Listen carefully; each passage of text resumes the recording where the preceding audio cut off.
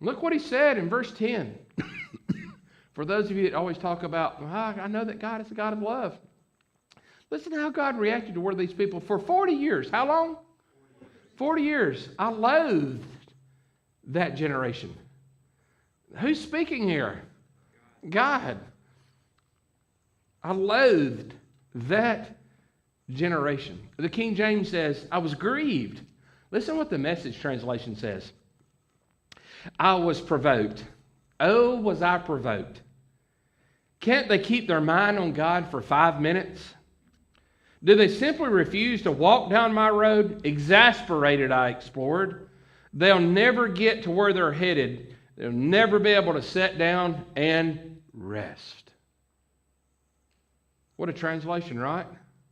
They'll never be able to get to where they're headed. They can't keep their minds on God for 5 minutes. They've seen Him in the past.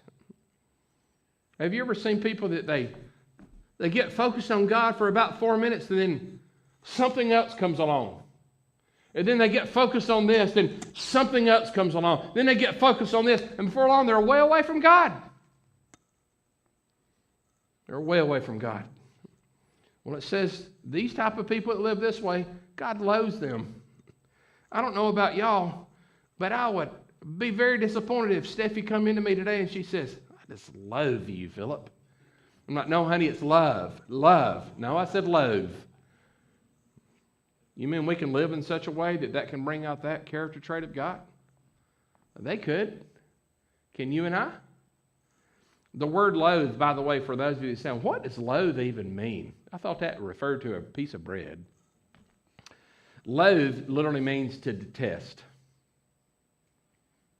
To detest. They had not been following God in such a way that God detested them.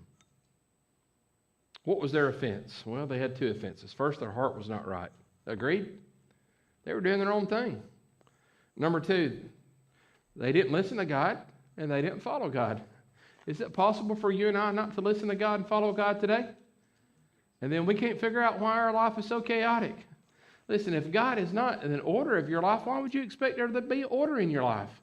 I recently shared, in the last year, I shared with someone, I said, y'all are wanting to get order out of chaos. If God is not leading and God is not in control, how can you ever have order in your home? It starts with God, it goes with God, and it ends with God. If you leave God out, why would you not have chaos? Doesn't that make sense? Makes sense.